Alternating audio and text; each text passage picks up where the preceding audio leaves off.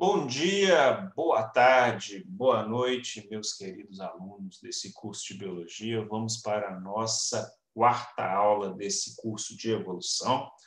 Essa aula fecha o segundo bloco e também fecha essa primeira parte, essa parte introdutória da nossa disciplina. E para fechar essa parte introdutória da nossa disciplina, nós vamos abordar algumas evidências do processo evolutivo e como essas evidências casam com a forma com que concebemos o processo de evolução biológica que a gente já viu na última aula, que é muito baseado nos princípios fundamentais estabelecidos por Darwin através do seu princípio de evolução biológica por seleção natural, mas também a gente vai ver nas próximas aulas que alguns outros fatores podem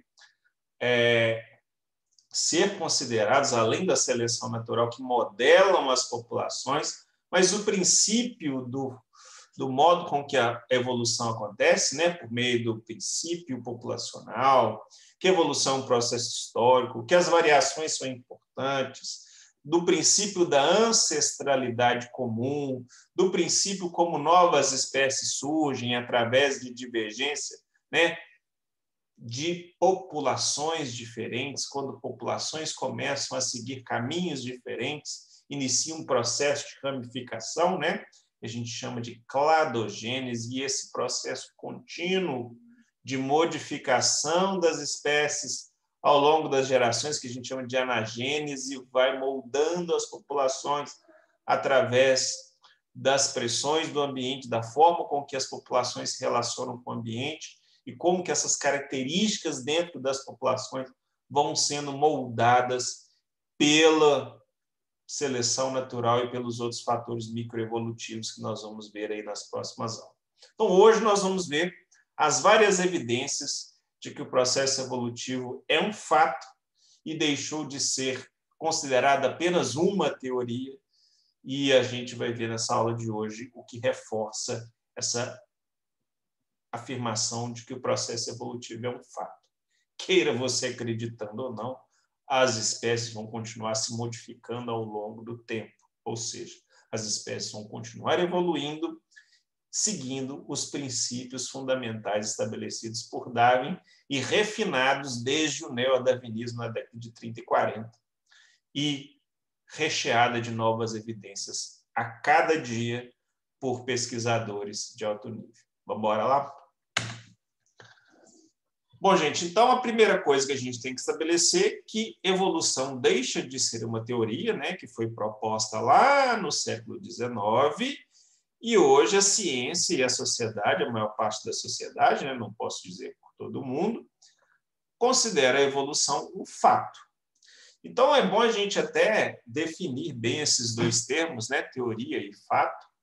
Então a teoria é um conhecimento especulativo, né, que agrupa uma série de regras ou padrões que você observou e que, concatenadas, essa cadeia de inferências, levam a uma explicação de fatos que você viu de forma organizada. Então, a teoria pode ser um conjunto sistematizado de premissas ou opiniões, ou de propostas, ou de hipóteses sobre um determinado assunto. Então, a teoria, quando proposta lá por Darwin, ele teve o cuidado de fornecer tantas evidências possíveis para que aquela teoria tivesse sido aceita como um fato desde aquela época. Porém, existia uma série de coisas que Darwin, naquele momento, não conseguia explicar. Então, até naquele momento, era de fato uma teoria. Mas, com o advento do fato da gente conseguir quebrar o padrão de herança por mistura e começar a entender os padrões de herança, que é muito baseado nos padrões de herança mendelianos, a gente conseguiu um grau de refinação de explicação de como o processo evolutivo ocorre, de que concatenou todas essas evidências para que a gente hoje afirme que a evolução biológica é um fato. Então, a evolução biológica está em ação. ela está em vias de execução, ela está sendo executada, as espécies estão evoluindo, né? Por quê? Porque novas variações vão surgindo o tempo inteiro. Hoje a gente tem informações muito precisas de como as novas variações surgem, né? A gente entende muito bem que o que determina o material genético é o DNA e o RNA para alguns grupos, né? Alguns grupos virais, ainda mais se a gente considerar os vírus como espécies, como organismos. Mas o DNA, se a gente tirar os vírus fora, é o que determina as características dos organismos. E esse DNA, ele não é fixo, ele é passível de modificações a cada geração, né? A cada rodada de multiplicação desse material, quando novas células surgem. Então, como a gente descobriu já o mecanismo de transmissão desses caracteres através de uma molécula de DNA, e a gente já descobriu que essa molécula, quando ela é copiada para ser passada para as próximas células, ela pode sofrer pequenas modificações, ou até grandes modificações, a gente cravou de onde que saem as variações necessárias para a teoria lá proposta por Darwin funcionar. Naquela época, não se sabia nada disso. Ainda se acreditava no modelo de herança por mistura, um modelo muito essencialista. Então, hoje, a teoria deixa de ser teoria e já é concebida como um fato. E aí, a gente cai na segunda observação muito importante que a gente tem, que é o processo evolutivo, é um processo histórico. E é um processo histórico que, para algumas espécies ou alguns ramos dos caminhos evolutivos, ele pode ser realmente observado, mas, em alguns casos, ele pode apenas ser inferido. Por quê? Porque a evolução é modificação dos grupos, Darwin cravou que são grupos populacionais, ao longo das gerações. E existem grupos populacionais, espécies, que as gerações são muito rápidas, né? O tempo entre uma geração e outra pode ser minutos, pode ser dias, pode ser meses. E existem grupos que uma geração demora anos, décadas, para passar de uma geração para outra. E aí, para que você consiga ter um número de variação acumulada e ser capaz de observar, você necessitaria de séculos, coisa que a gente não consegue observar ao longo da vida, do período de vida de um ser humano. Então, boa parte do processo evolutivo ele é apenas inferido. Para quem? Para aquelas populações onde os tempos de gerações são tão longos que, para a gente conseguir mensurar a diferenciação, a modificação com o tempo, a gente precisaria de milênios. E isso é quase que impossível, dada a finitude da vida humana. Agora, certas espécies cujo tempo de geração é muito curto, a gente consegue o quê? Observar o processo, né? Um dos casos mais conhecidos de observação do processo de evolução biológica são os mecanismos de aquisição de resistência a antibióticos por parte de micro-organismos. O mecanismo, por exemplo, de resistência a inseticida por parte de alguns insetos. O melanismo industrial também nos insetos, que é um caso clássico aqui, né, da modificação das características determinada pela mudança no ambiente causada pela Revolução Industrial, também é um caso clássico de observação. Mas isso é limitado às espécies de tempo de geração muito curto. Por quê? Porque quando se pensa em evolução biológica acontecendo ao longo do tempo, a gente não pensa em tempo em anos, o tempo cronológico, a gente pensa em tempo geracional. Então, o tempo evolutivo para certas espécies anda mais rápido e o tempo evolutivo, entre aspas, para outras espécies anda um pouco mais devagar, porque o que define o tempo é o tamanho das gerações. Então, em larga escala, né, ou seja, pensando em uma evolução não só de espécie ou de uma espécie, mas, por exemplo, de um grupo inteiro ou de uma característica, ele pode, infelizmente, apenas ser inferido, ou seja, verificado a partir de evidências que você consegue recolher a partir do seu campo de estudo.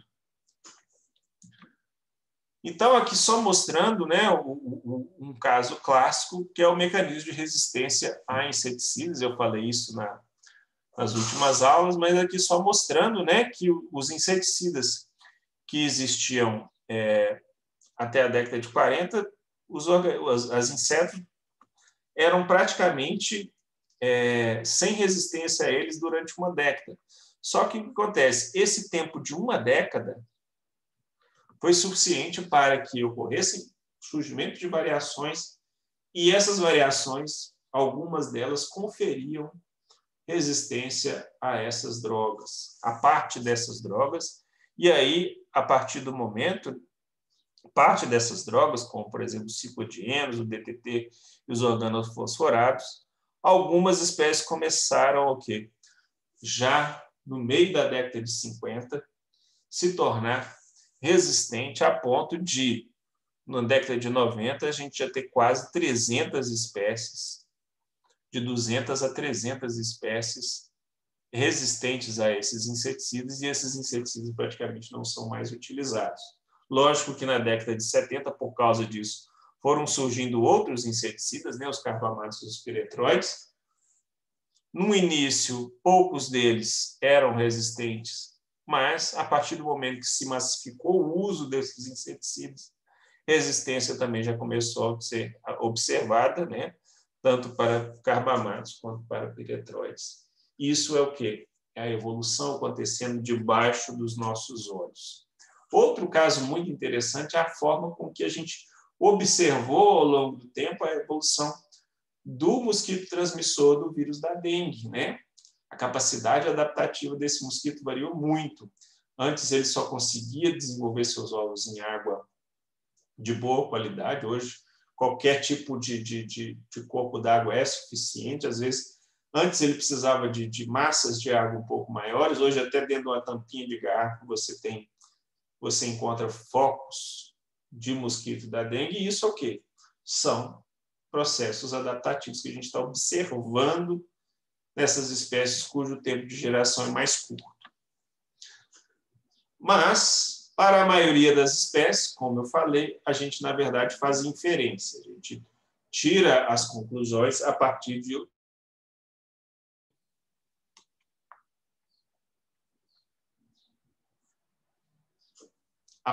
de evidências que a gente vai recolhendo com auxílio de tecnologia e também a partir de esforço dos pesquisadores.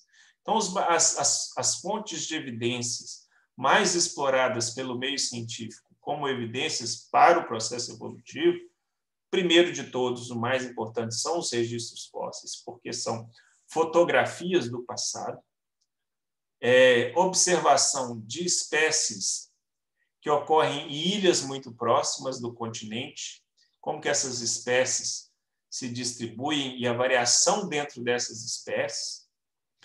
Então, a especiação em ilhas é uma fonte de evidência muito interessante para o processo de especiação, principalmente, de surgimento de novas espécies.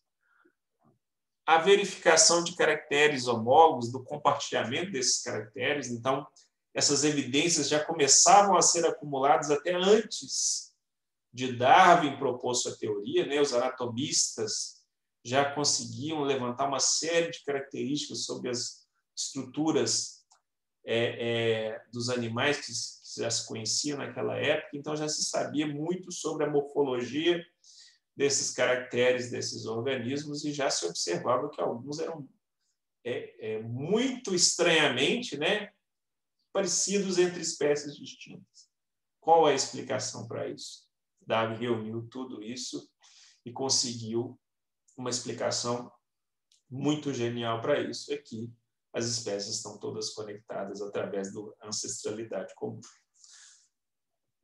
A embriologia comparada também trouxe à luz algumas características que, no indivíduo adulto ou até no indivíduo neonato a gente não observa, mas elas são muito similares no período embrionário. Estruturas vestigiais também são uma fonte importante, não só da evolução, mas de como o processo evolutivo é um processo histórico e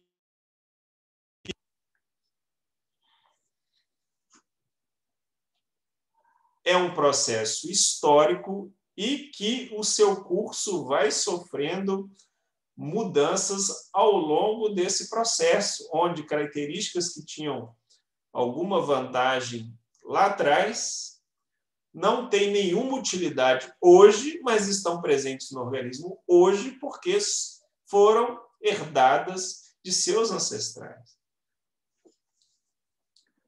A biogeografia também é um outro ponto importante como fonte de evidência do processo evolutivo, porque as espécies evoluíram nesse processo histórico também de formação da Terra. Então, enquanto os grupos, a vida estava se modificando ao longo do tempo, a Terra também estava. E acompanhar esse paralelo entre história da Terra e história das espécies, às vezes a gente encontra coincidências que não dá para negar que sejam apenas coincidências.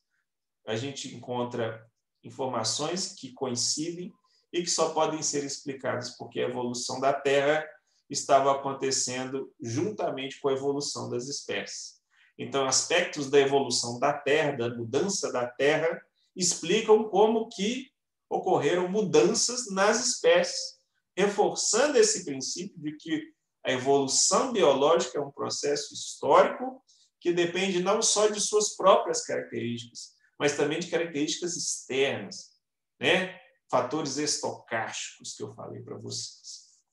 E hoje a gente consegue não só obter evidências de características morfológicas externas, características que estão nos jovens, nos adultos, nos embriões, mas também conseguimos comparar características micro através de microscópios eletrônicos e também moleculares, características, marcas moleculares, porque hoje a gente consegue caracterizar muito bem a estrutura de moléculas. Não só o próprio DNA que determina como será todo o resto do organismo, mas também de estruturas como proteínas, que vão ser utilizadas como fonte de evidência para o processo evolutivo, para explicar o compartilhamento de caracteres e assim por diante. Então, falando um pouco especificamente de cada uma dessas evidências e sua importância, a mais convincente delas é aquela que a gente pode manusear mesmo, é o registro fóssil. Porque o registro fóssil funciona como fotografias do passado. Eles mostram características que estavam presentes nos organismos que viveram há milhares e milhares de anos e que já não estão mais aqui entre a gente. Mas características que existiam neles ainda estão nos organismos viventes. Por quê? Porque os organismos viventes são herança de quem? Dos organismos que viveram no passado. Os organismos de hoje herdaram uma série de características de organismos que viveram no passado, mas também tem características hoje que não estão presentes nos do passado. Por quê? Porque o ambiente do passado não necessariamente é o mesmo ambiente de hoje, e a gente já viu que a seleção natural explica que o ambiente é capaz de modelar as espécies com o tempo. Então, duas propriedades são muito importantes quando a gente considera o registro fóssil como fonte de evidência para a evolução. Uma coisa muito interessante é a relação da similaridade dessas espécies ancestrais com as espécies de hoje e a idade dos estratos. O que você quer dizer com isso, Gustavo? Quanto mais recente o extrato geológico, ou seja, quanto mais jovem é a rocha no qual o fóssil é encontrado, mais fósseis com características compartilhadas com as espécies que a gente tem hoje a gente encontra.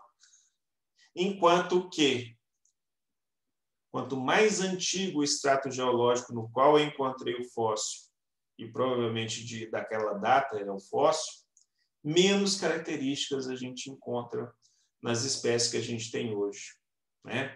Ou seja, várias características foram se modificando ao longo do tempo a ponto de características dos ancestrais não existirem mais e novas sendo surgindo ao longo da história da vida.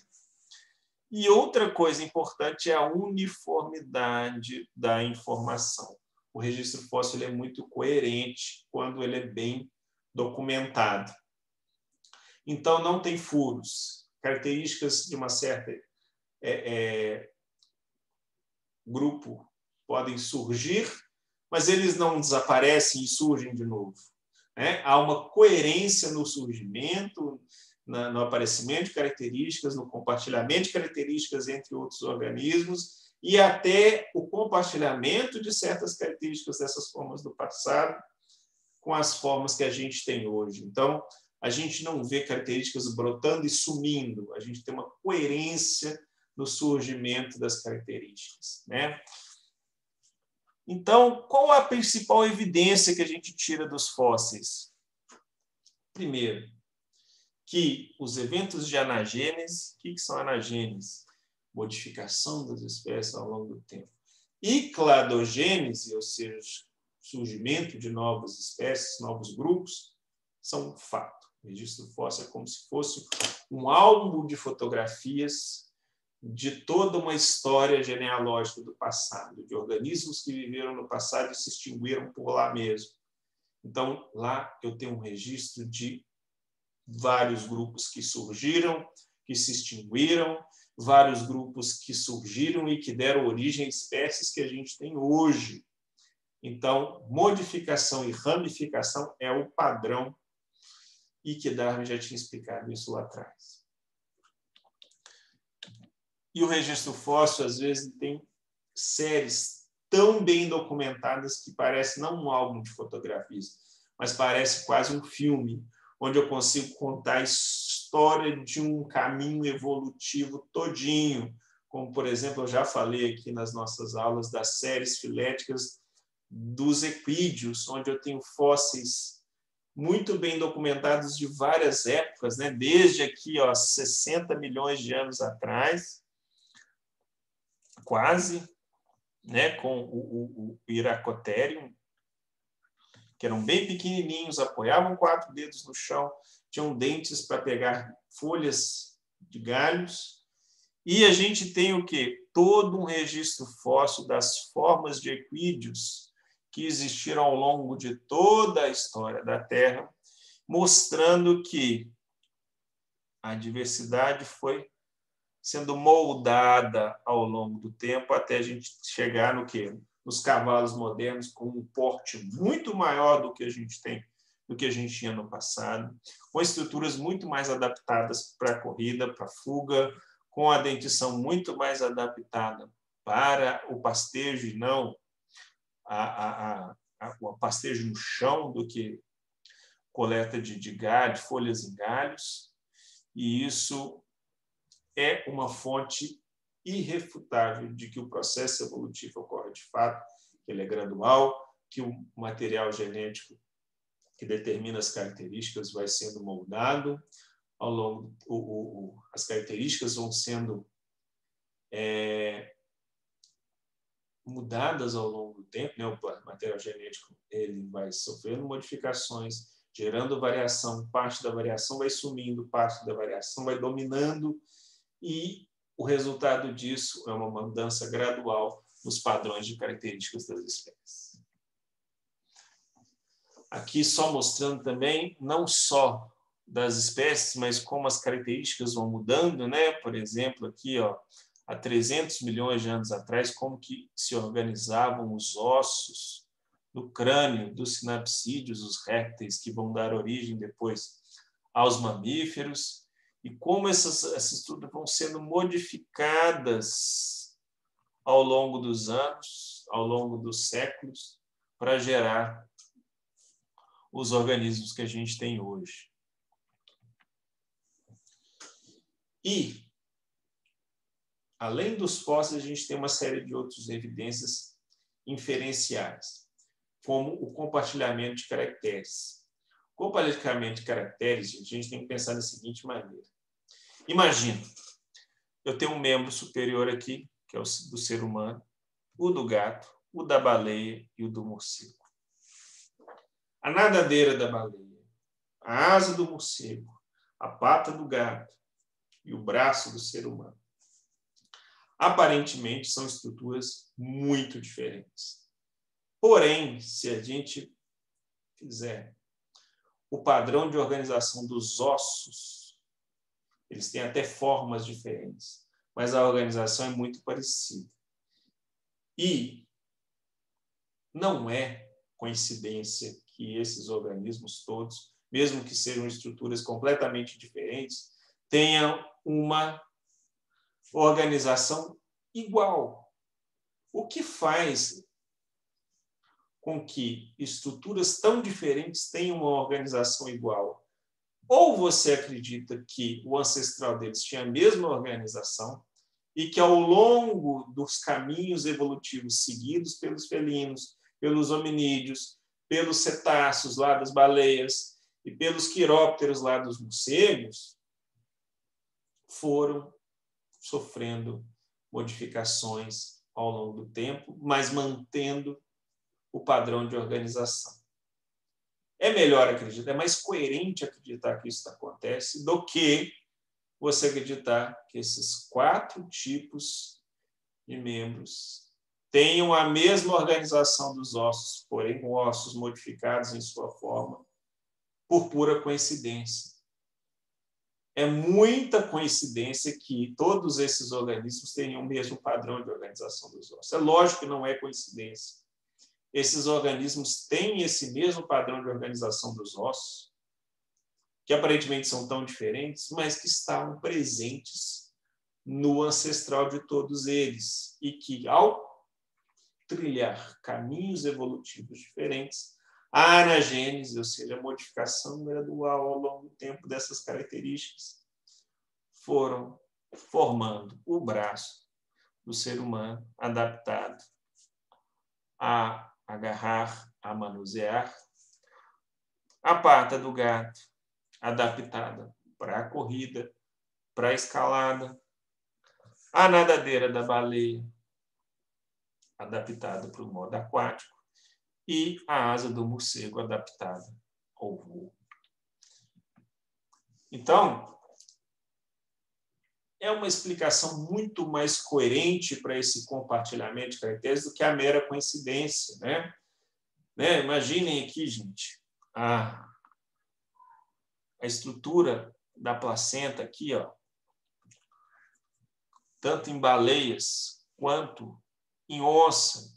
Onça e baleia, organismos que aparentemente são tão diferentes, seria uma grande coincidência eles terem estruturas reprodutivas que protegem aquele embrião da mesma forma que a placenta? Lógico que não. O ancestral dos dois tinham essa mesma característica que, no caminho evolutivo seguido pelos felinos e pelos cetáceos, as outras características se tornaram diferentes, mas a estratégia placentária se manteve.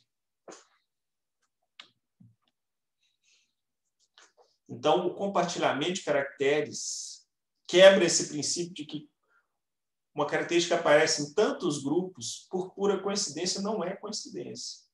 É porque o ancestral deles já possuía aquela característica e foi passada por herança para todos eles. A especiação em ilhas, gente, é uma outra evidência muito interessante. Por quê? Porque as ilhas elas reforçam o princípio que Darwin propôs de como as espécies surgem. A gente vai ter que revisitar esse princípio. Darwin propôs que o que evoluem são as populações e que as populações são entidades diferentes que podem se conectar, mas também podem se isolar. Elas podem se isolar por comportamentos, mas elas podem se isolar principalmente fisicamente. Ou seja, eu posso ter espécies que existiam num continente, mas que foram migrando independentemente para ilhas que não são conectadas, formando grupos populacionais isolados, independentes. Esse isolamento físico, cada um na sua ilha, vai fazer com que cada grupo populacional, em cada ilha, e cada ilha tendo um ecossistema um pouco diferente da cada ilha, vai moldar aquele grupo populacional ao longo das gerações de maneira diferente. Por quê? Porque as ilhas também não são iguais. E essa teoria ela é verificável para uma série de grupos. E o caso mais clássico foi quando analisou-se as características dos pássaros das ilhas de Galápagos. Então, Galápagos, gente, é um grupo de ilhas que existe perto do Equador ali, aqui da América do Sul, onde a gente tem uma série de espécies levemente diferentes umas das outras, né? Mas que compartilham uma série de outros caracteres. Porém, cada uma tem bicos adaptados ao modo de alimentação mais abundante a cada ilha. E aí você vai pensar, nós são tão parecidos, e uma das grandes diferenças entre eles são adaptações ao modo de vida a cada ilha. A melhor explicação para isso é que cada ilha foi formando pressões seletivas diferentes naquelas populações iniciais, fazendo que cada variação nova que surgisse ali iam sendo selecionadas, as melhores aumentando de frequência, as piores sendo perdidas, a ponto de, ao longo de várias gerações, cada grupo populacional em cada ilha foi ficando cada vez mais diferente uma das outras, a ponto de a gente ter em cada ilha praticamente uma espécie diferente da original que veio do continente, de uma única população. Então, a especiação em ilhas é aquela que melhor explica o modelo que Darwin propôs para o surgimento de novas espécies, porque ela isola os grupos populacionais fisicamente, coisa que é mais difícil da gente ter numa área continental conectada. No continente é mais fácil das populações se conectarem e deixarem se evoluir independentemente a ponto de surgir novas espécies. Quando você separa os grupos em ilhotas, o processo se dá de maneira mais rápida, mais eficiente, a ponto de a gente observar esse efeito na prática. Ou você acredita que isso funciona pela teoria de seleção natural, ou você acredita que é uma grande coincidência eu ter um monte de aves com o compartilhamento de uma série de características e o que eles têm de diferente são adaptações às ilhas. E algumas dessas adaptações às ilhas foram sendo reforçadas pela reprodução, porque não é só adaptação ao uso dos recursos que importa. O processo de reprodução também importa. E hoje a gente sabe que a morfologia do crânio, do bico, faz com que esses pássaros tenham padrões de emissão de cantos diferentes. E aí, mesmo que uma ave consiga chegar a outra ilha, ela não consegue se reproduzir com as outras aves daquela outra ilha, porque o padrão de canto, que é importantíssimo para reconhecimento de parceiro, não seja efetivo. Então, você vai falar, mas um passarinho só não vai cruzar com outro por causa da morfologia do bico? Lógico que não. Porque essa morfologia do crânio, do bico, sendo modificada principalmente por pressões seletivas de uso dos recursos abundantes em cada ilha, foi moldando o padrão de acasalamento. E isso, claro, que influencia drasticamente a capacidade de conectar aves de ilhas diferentes. E aí a gente tem um reforço do isolamento dessas populações independentes de ilhas, a ponto de a gente falar que, de fato, são espécies diferentes.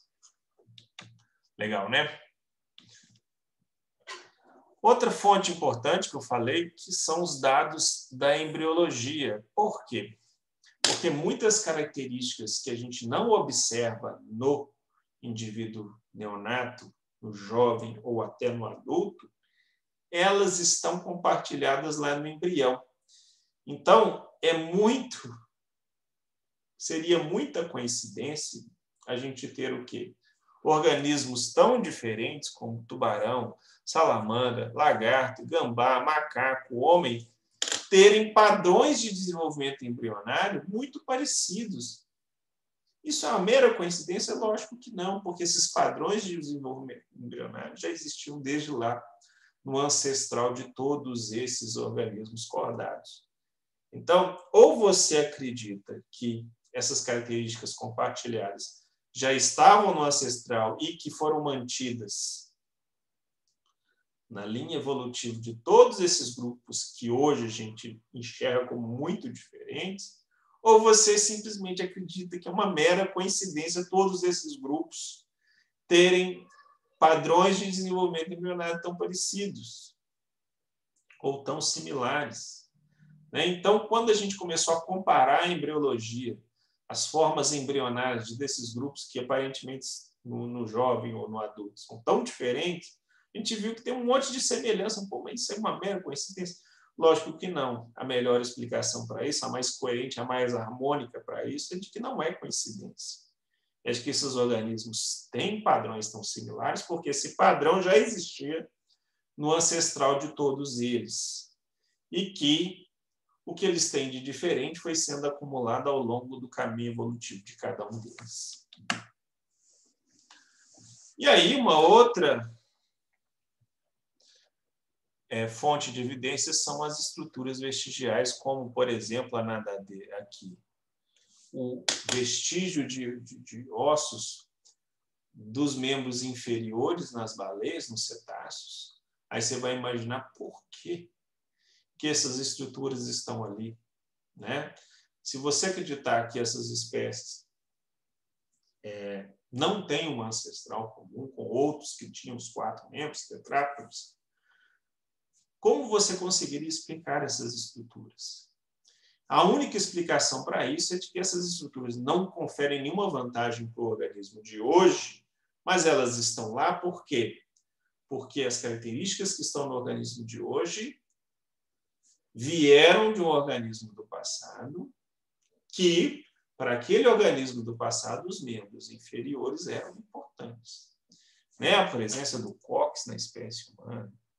Por que a gente tem esse rabinho enfiado para dentro? Por que a espécie humana tem rabo? Por quê? Porque o nosso ancestral tinha cauda. E nossa cauda, no ramo do nosso grupo, que são os macacos ápodos, a gente não tem essa cauda, mas tem esse vestígio de cauda.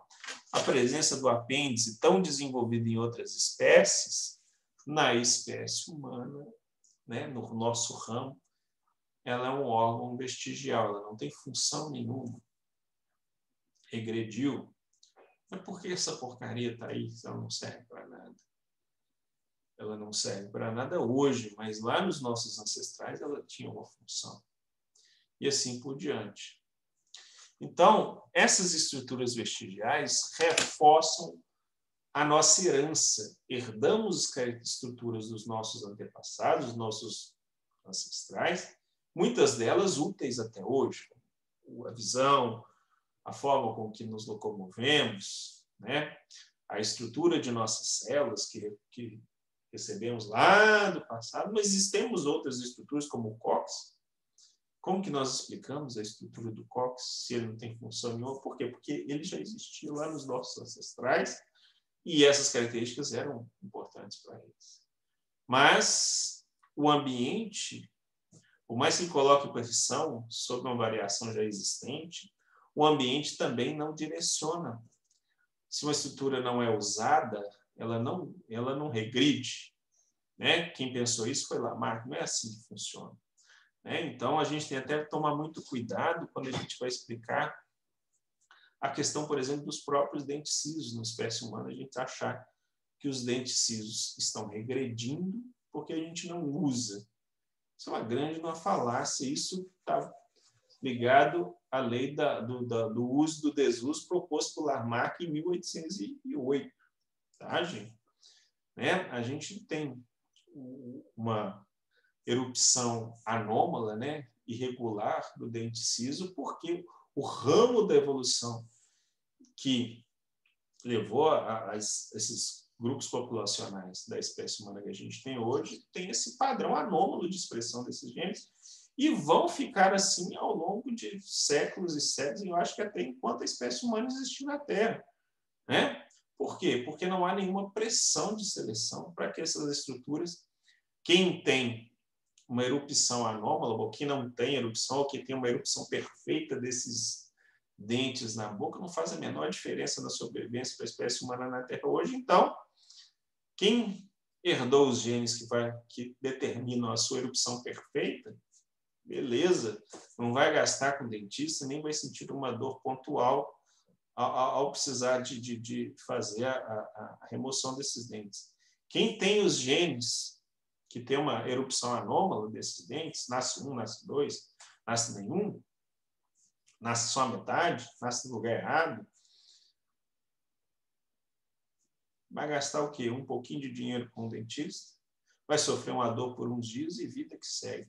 Então, se não é uma característica que confere vantagem ou desvantagem nenhum para o organismo, para deixar descendente na próxima geração, esses genes que fazem fazer erupção perfeita ou fazer uma erupção anômala vão existir ao longo do tempo da espécie humana na Terra. Né? Então, a gente tem que tomar muito cuidado com isso para não tentar explicar coisas pela lei do uso e desuso que não faz a menor diferença, porque o ambiente não molda o material genético. O que molda o material genético é a mutação, que não tem relação com o uso e desuso. Uma estrutura não sofre mutação porque ela é mais usada ou menos usada. Né? As mutações, quanto às suas consequências, elas são aleatórias. Elas podem surgir e gerar uma coisa boa, podem surgir e gerar uma coisa ruim. Se for uma coisa muito boa que confere grande vantagem para o seu possuidor, tende a aumentar. Se ela gera uma coisa muito ruim que incompatibiliza a vida de seu possuidor, o possuidor vai morrer junto com ela. E a tendência dela é.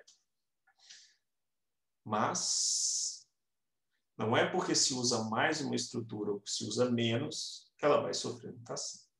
Tá? A gente tem que tomar muito cuidado com isso. Somente quando vai tentar explicar estruturas vestigiais. Estruturas vestigiais são o quê? Uma herança dos nossos ancestrais de estruturas que lá atrás se serviam para alguma coisa, mas hoje não mais.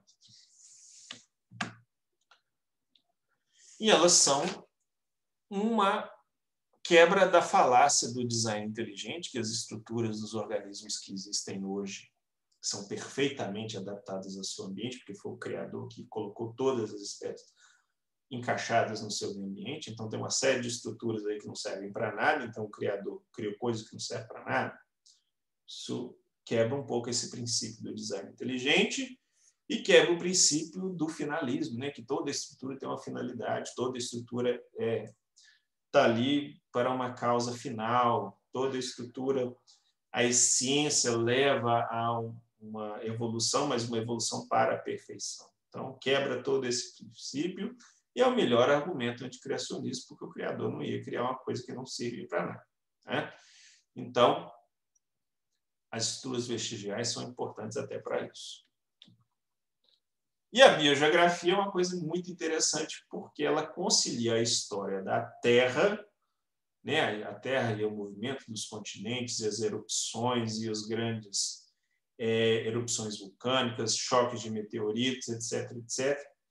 E, às vezes, as hipóteses, ou seja, as inferências que temos da evolução da Terra explicam a evolução biológica. E aí traz à tona aquele princípio que a gente coloca, que a evolução é um processo gradual e é um processo histórico. Se é histórico, a história da Terra influencia a história dos organismos que viveram e que vivem nela.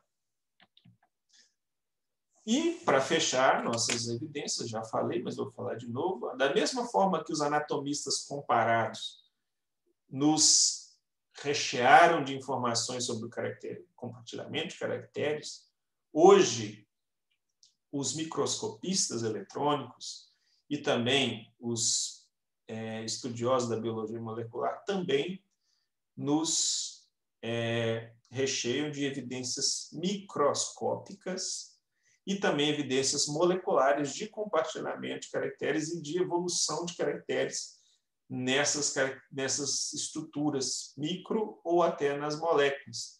E o princípio, gente, é o mesmo. Né? Eles remontam que os organismos têm ancestrais comuns, que houve cladogênese entre outros grupos, que houve anagênese, modificação ao longo do tempo de certas características, que certas características evoluem de maneira mais rápida, certas características evoluem de maneira mais devagar. Beleza?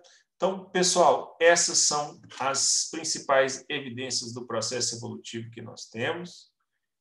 Fechamos essa nossa primeira parte da disciplina e, a partir do próximo bloco, nós vamos para a segunda parte da disciplina, onde nós vamos estudar a microevolução, ou seja, a evolução ocorrendo dentro das populações. Joia? Nos encontramos no próximo bloco. Grande abraço.